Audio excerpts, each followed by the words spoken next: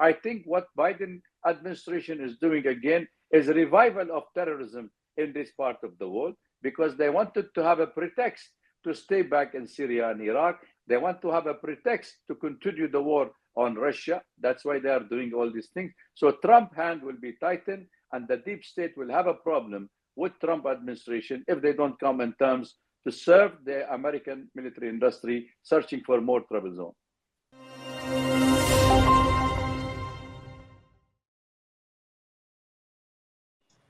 Welcome to the Gist on Stat News Global. I'm Ramananda Sengupta.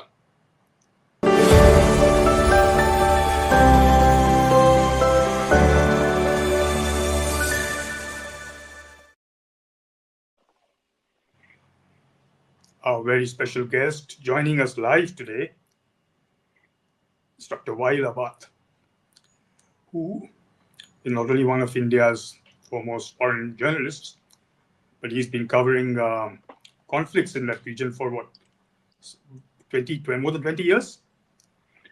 30 plus. Wow, okay, so 30 plus.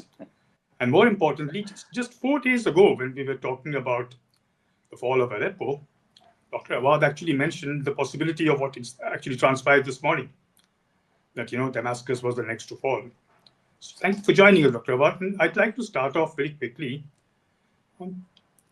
A question that's been bothering me for a long time. What happened to Syria's, Assad's friends from Russia and,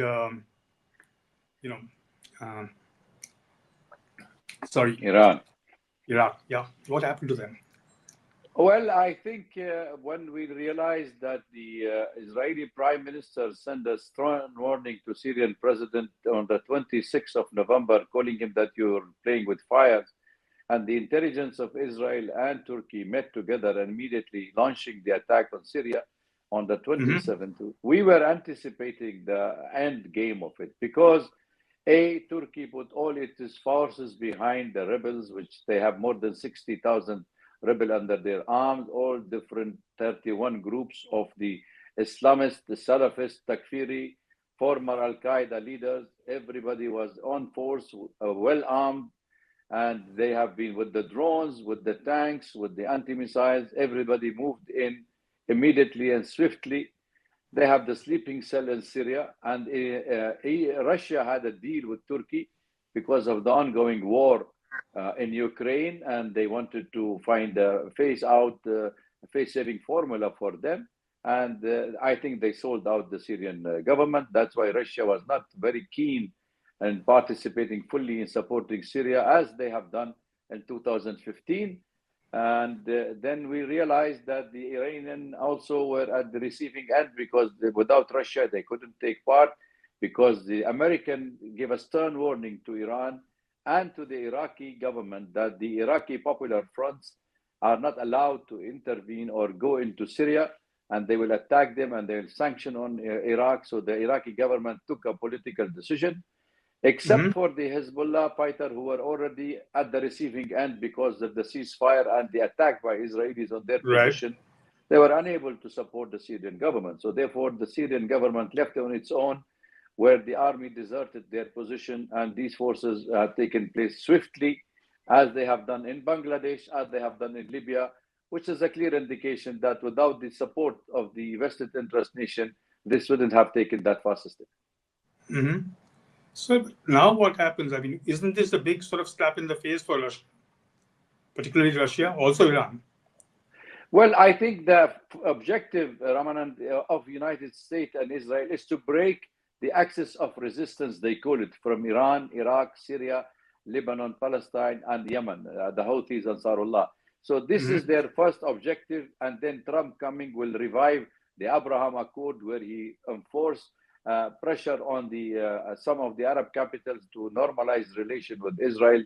And now they wanted to see that there is a normalization of relation with Israel without even solving the Palestinian issue. So they wanted to expand, they wanted to break up Syria, Iraq, Iran, Egypt, and of course, Jordan is on the card for some time. So all these countries will face the music of the next hub of terrorism if Syria remain, stronger, intact, and sovereign as a sovereign nation, or they are willing to turn it into a hub like Kandahar, so where all the global terrorism will be active again, and there could be more of attack on Russia because the Russian are facing lots of difficulty and pressure from the West and US on Ukraine, and also they are now facing more pressure being in Syria. But I don't know what sort of a deal they had with the Turk, because Turkey have the upper hand on those group. They didn't attack Hamimim military base of Russia in Tartus, Syria. So we don't know yet what could be the outcome. We have to wait and watch the new development. Will the Syria transition will be peaceful? Will there be any attritions? Will there be any retaliation attack on Russia or Iranian installation in Syria or interest? So we have to watch and see, because the picture is very grim, though we can see celebration in many of the capitals of Syria, like we saw in Bangladesh and in Libya, but it turned out to be a disastrous for the country in the days to come. Disaster is right, sir, because most of these rebels, as you pointed out in our earlier talk, are actually former Al-Qaeda and ISIS members. So, I mean, yes. But how is it, sir, that, I'm just, again, intrigued that the earlier cities they captured, like in Aleppo and Qom and all that, there are not really too many reports of, people being sort of randomly massacred or sort of, attacked. I mean, the citizens there.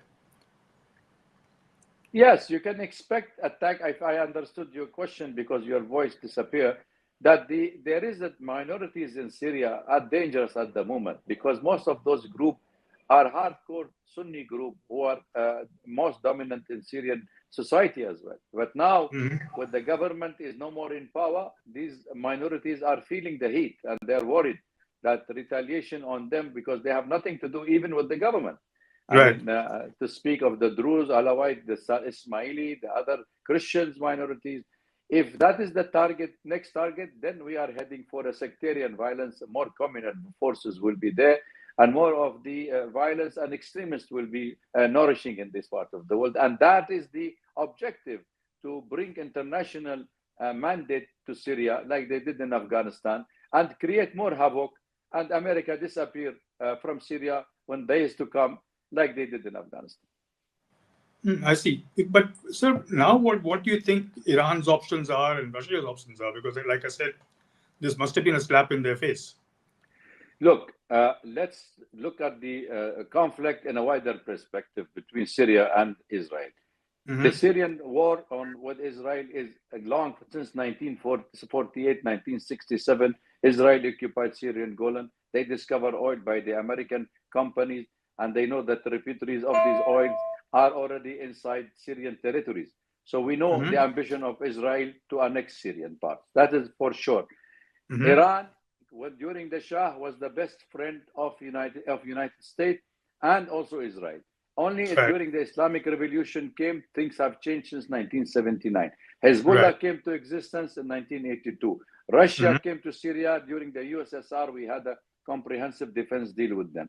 So the Syrian conflict with Israel is the main cause of the tension in the region. And I think American policy in 1995, clean and break policy, but the new cons, those, the Richard Pearse, who have written this one, it was a clear indication they wanted to break Syria into cantons. So they wanted to weaken the countries neighboring Israel. It is Syria, Lebanon, Iraq, Iran, and these are going to be break into small countries where Israel can have the dominance as per the American objective. So this is the main cause of it. So Russia is facing a lot of pressure, and it is a slap on the face. But I think if there is a change of regime, some kind of settlement for the Syrian with the new government, then I don't think it's a slap on the face. If it is not a slap on the face, then they are partners in the crime against Syria. Oh, I see. Okay. And right now, sir, what is the situation in Damascus? What have you been hearing? Well, I have my family in Hama city, where they have been telling me for the last 3 days the situation is calm. They are not attacking civilian. In Damascus, also the same thing is happening. People are sitting at home. Nobody is going out to fearing that there could be an attack. But most of the people are in the street in jubilation. And most of the people are actually attacking most of the places, visiting the President Palace, like we saw in Bangladesh, what they have been doing, or Sri Lanka.